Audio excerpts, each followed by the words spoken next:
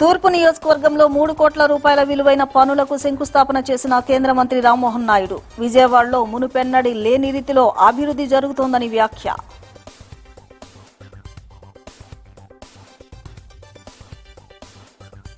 వితంతువులు, వికలాంగులు, వృద్ధులకు ఆర్థిక చేయూత అందిస్తున్న ఎమ్మెల్యే బోండా ఉమా పెన్షన్లు అందని వారికి నెలకు 4,000 ఆర్థిక సాయం చేసి మానవత్వాన్ని చాటుకున్న ఎమ్మెల్యే.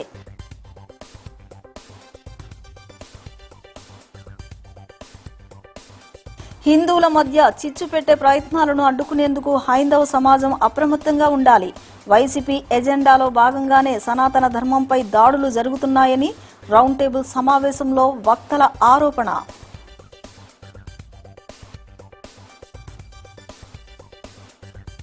విజయవాడ వన్ టౌన్లో రెచ్చిపోయిన గొలుసు దొంగలు.